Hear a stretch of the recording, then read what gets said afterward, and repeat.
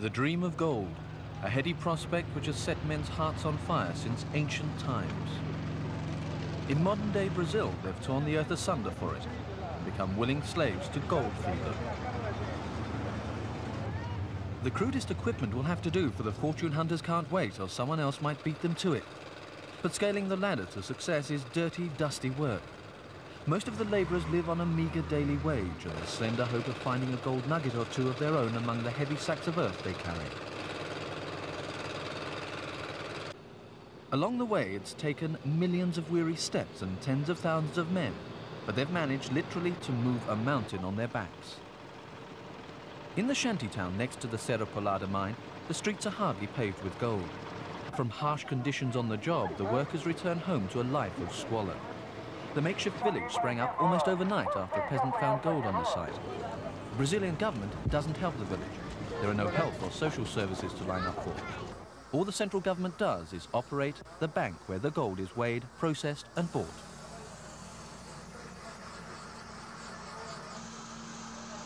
All that glitters may indeed be gold and beautiful once it's cleaned, but any short-term profits come not without a price to be paid.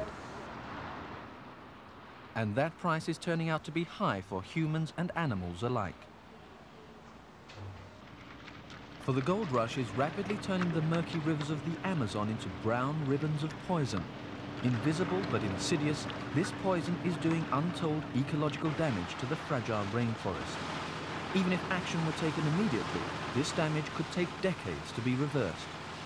Carving up the earth, then washing it down is bad enough, it causes erosion. But when something else is added to make the mining easier, the consequences are even more dire. A tiny vial of liquid.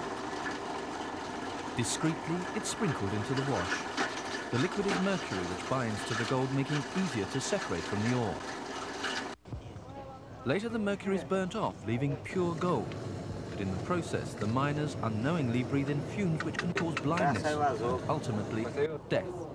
The miners may know they shouldn't be using mercury without knowing exactly why. Officially, azogue, or mercury, is banned, but the reality is it's easily available at any gold mining shop. Each small bottle may result in an easy pot of gold, but at the end of the rainbow there's a dark cloud looming. The health of the miners isn't all which is at stake. A sluicing machine literally pumps the mercury into the Amazon's bloodstream, its network of rivers. The repercussions for future generations could include an increase in birth defects. The miners and their families are not the only ones who'll suffer.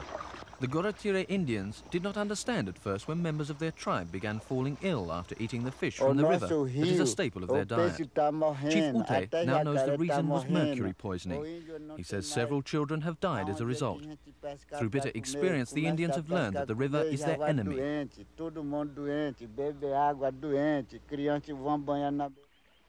With hundreds of mines like the Serra Pelada scattered around the region, it's said that the Brazilian government can no longer control the situation. And as long as some of the gold revenues are reaching the government bank, it may not want to. Meanwhile, the river, once as sacred as a god, flows deadly as an evil spirit.